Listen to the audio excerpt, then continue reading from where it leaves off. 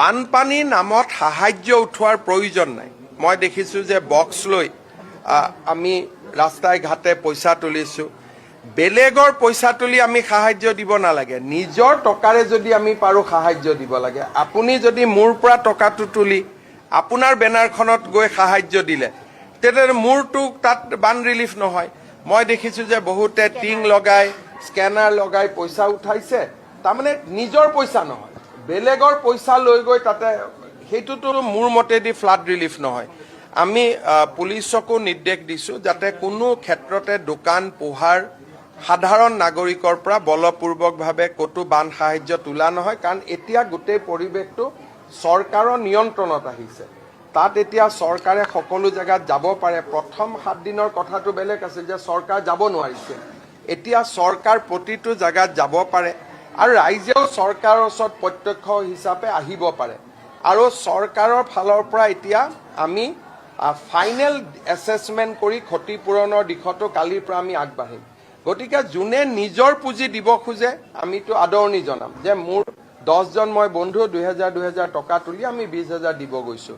কিন্তু 10জন লগ কৰি দোকানে দোকানে গৈ পইচা উঠাই পেলাই দিয়াৰতো কোনো মিনিং নাই, সি আমাৰ অসমৰ বদনাম মানে। গতিকে মই এটাই অনুৰোধ কৰিম ৰাইজক যে ডেফিনেটলি বান সাহায্য দিব লাগে, দিয়াটো ভাল, কিন্তু নিজৰ পইচাৰে দিয়ক। বেলেগৰ পৰা পইচা কালেকশ্যন কৰি দিলে তাৰ পৰা মই নাভাবোঁ যে কিবা বহুত ডাঙৰ বা শিৱসাগৰ চৰাইদেউ ৰাইজেও এইটো ভাল পাব। মই ভাবোঁ মই কোৱাৰ পিছত কোনেও নকৰে, আৰু এইবিলাক ব্যৱস্থাৰ কথা তেতিয়া ওলায় যেতিয়া মুখ্যমন্ত্ৰীজনক ৰাইজে ভাল নাপায়। আজি মই যেতিয়া কৈ দিলোঁ আধা ঘণ্টাতে চব বন্ধ হৈ যাব। ইয়াত ব্যৱস্থা লোৱাৰ কথা নাহে, কাৰণ ৰাইজে এইটো সমৰ্থন কৰা মুখ্যমন্ত্ৰী এজন আছোঁ, গতিকে ব্যৱস্থা কিয় ল'ব লাগে। মই আপোনালোকক নহ'লেতো মই টিভিত কথাই নকওঁ, এইটো কথা ক'বৰ কাৰণে ৰখিলোঁ। মই ক'লোঁ আপোনালোকে উলিয়াই দিব, আজিৰ পৰা নিজে নিজে বন্ধ হৈ যাব, ৰাইজে মোৰ কথা নিজে শুনিব। চাওক, মই এটা কথা কওঁ যে মানে মইতো দিল্লীৰ পৰাই টকা সুধিব দিগদাৰি পাওঁ, লণ্ডনৰ পৰাতো বেলেগ কথা। মইতো সদায় চাওঁ যে মোৰ মানুহখিনিক মই কেনেকৈ সহায় কৰিব পাৰোঁ। মইতো কাৰো ওচৰতে হাত পতাৰ মই পক্ষপাতি নহয়, লণ্ডনটো দূৰৰ কথা। মই কোনোবাই নিজে দিলে দিছে, মই হাত পতাৰ পক্ষপাতি নহয়, কাৰণ মই ভাবোঁ মোৰ এইখিনি আত্মবিশ্বাস আছে যে বানাক্ৰান্ত ৰাইজক সহায় কৰাৰ কাৰণে আমি সক্ষম। আৰু ইয়াত ৰাইজো সন্তুষ্ট। যোৱা 4 দিন মই ঘূৰি আহিছোঁ, এজন ৰাইজেও এটাও অভিযোগ দিয়া নাই, আৰু ৰাইজে চৰকাৰখনৰ ওপৰত অগাধ বিশ্বাস ৰাখিছে। সেইকাৰণে আমি ৰাইজক উপযুক্তভাৱে সহায় কৰিম। লণ্ডনত গৈ হাত পতাৰো আমাৰ কোনো প্ৰয়োজন নাই, আমেৰিকাত গৈ হাত পতাৰ প্ৰয়োজন নাই। কিন্তু কোনোবাই যদি নিজে অসমৰ বানপানী দেখি, টিভিত দেখি, ইউটিউবত দেখি, ফেচবুকত যদি কোনোবা নিজে দান কৰে তাত আমি বেয়া নাপাওঁ।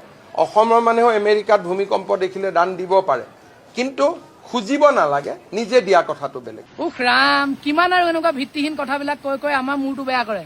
গোটেই বিদেশী ৰাষ্ট্ৰবোৰৰ পৰা পইচা ধাৰ লৈ লৈ দেশ চলাই থকা চৰকাৰে আকৌ আমাক কয় যে বানপানীৰ সময়ত আমি বাকচটো লৈ পেলাই সাহায্য উঠোৱাটো আমাৰ ভুলেই হ'ল। আৰু আপোনালোকে কাম ইমান দেৰিকৈ আৰম্ভ কৰিছে, ৰাইজ নথকা হলেতো 1500, 2000, 3000 মানুহ শিৱসাগৰ যোৰহাটত মৰিব লগা হলহেঁতেন। তাৰমানে কি মানুহবিলাকক মৰিবলৈ এৰি দিব লাগিছিল নেকি? আপুনি ৰাইজক ধন্যবাদহে দিব লাগিছিলে যে মই কৰিব নোৱাৰা কামটো আজি ৰাইজে কৰি দিলে।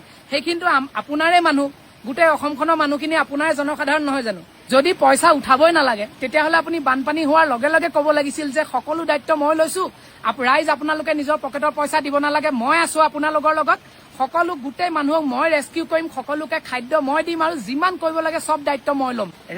ৰাইজৰ বাবে সকলো কৰাৰ পিছত বহুত দেৰিকে 2 সপ্তাহ পিছত আহি আপোনাৰ এই কথা আমি আৰু নুশুনো দেই। আৰু আপুনি যেনেকৈ কৈছে সহায়টো তেনেকুৱা বস্তু নহয়। কেতিয়াবা নিগনিয়েও সিংহক সহায় কৰি সিংহৰ জীৱন বচোৱাৰ সাধু আমি সৰুতে পঢ়ি আহিছো। গোটেই অসমবাসী ৰাইজৰ ভালৰ বাবে নিজৰ সামৰ্থ্য অনুযায়ী 10 টকা হলেও দিছে, আৰু সেই যিয়ে 10 টকা, 20 টকা, 100 টকা, 200 টকা দিছে তেওঁলোকে সেই বাকচটোতে 100 টকা, 200 টকা বা 10 টকা দিছে। আৰু সেই মাধ্যমটো যদি নাথাকিলে হয় তেতিয়াহ'লে সেই মানুহজনে 20 টকা দিবলৈ কেনেকৈ শিৱসাগৰলৈ গ'লহেঁতেন। কোনোবাই যদি 2-এজনে বদমাচি কৰিছেও সেয়াও দেখোন আপোনালোকৰ মানুহে ওলালে। আপোনালোকে যে ডাঙৰ ডাঙৰ পোষ্টাৰ লগাইছিলে বানমুক্ত অসম, তাৰ ঠাইত যদি দম আছে আপোনালোকে ঋণমুক্ত অসম বুলি পোষ্টাৰ লগাওক। বানপানীত মানুহে মানুহৰ বাবে কাম কৰা প্ৰতিজন মানুহক আপুনি ধন্যবাদ দিয়াৰ পৰিৱৰ্তে তাচ্ছিল্য আৰু উপলুঙাহে কৰিলে। ইয়াৰ উত্তৰ কিন্তু সময়ে দিব।